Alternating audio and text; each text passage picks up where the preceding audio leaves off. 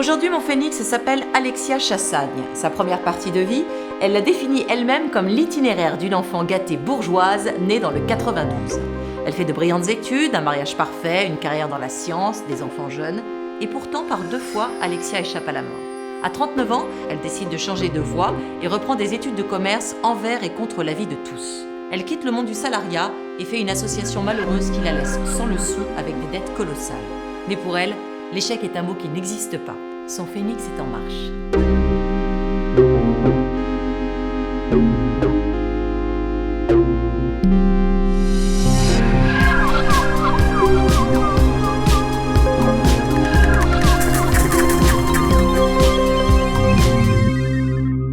J'ai eu le divorce de mes parents. Je me suis rendu compte que l'homme avec qui je vivais depuis 22 ans et qui était le père de mes enfants était pas forcément celui avec qui j'avais envie de vivre le restant de mes jours. Ma première expérience d'entrepreneur, elle finit au tribunal de commerce. Alors moi, je décris ça comme un tsunami. Et en plus, le tsunami, tu le vois pas arriver. Je me suis retrouvée au commencement. Il me restait mes enfants. Et puis, c'était à peu près tout. Tout ce que j'avais de force en moi et que j'avais pas forcément exploité à ce moment-là est ressorti et m'a permis de reconstruire en commençant par l'essentiel, c'est-à-dire qu'est-ce qui te rend heureux quand tu te lèves tous les matins. Et qu'est-ce qui te rendait heureuse quand tu te levais tous les matins ? Des choses très simples.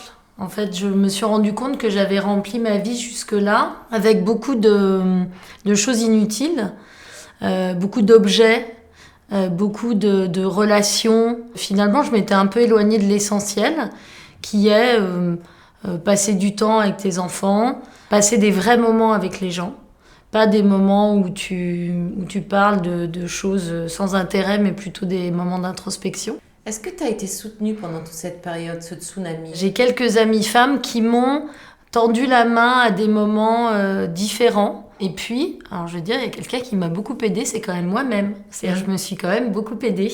Tu peux demander tout l'aide du monde, tu peux être accompagnée, si t'as pas envie de t'en sortir toi, il se passera rien. Qu'est-ce qui t'a le plus blessée pendant cette période ? Je pense que ce qui a été le plus difficile, c'est l'incompréhension des gens qui étaient autour de moi. L'incompréhension quand, par exemple, j'ai décidé de quitter mon mari. Donc, le jugement, en fait. Je crois que c'est ça. Plus que l'incompréhension, c'est le jugement. J'ai frôlé 2 fois la mort, et notamment dans ma toute petite enfance, puisque ma mère, quand elle m'attendait, a eu une maladie extrêmement grave. J'ai développé à ce moment-là de ma vie un instinct de survie que j'avais oublié, c'est-à-dire une espèce de petite voix intérieure qui te dit il y a une raison que tu sois là. Et aujourd'hui, j'ai vraiment l'impression d'être à la place qui m'a été assignée. Parle-moi de ton expérience avec tes associés de l'entreprise. Sur ma première expérience d'entrepreneur, je me suis associée avec 2 personnes. Ils ont mis la boîte en liquidation, donc moi je me suis retrouvée sans rien. J'ai monté un dossier pour le tribunal de commerce pour reprendre la société. 1 mois après, le juge m'a donné la présidence de la boîte. Et puis après, tu penses que t'as tout fait, t'as sorti tes tripes, et puis en fait tu te retrouves avec le truc, et puis tu te dis maintenant faut y aller quoi. T'es qui aujourd'hui, Alexia ? Je suis une fille heureuse. Ouais. Je suis beaucoup plus heureuse que je ne l'étais avant quand j'étais salariée et que je gagnais des sommes pléthoriques.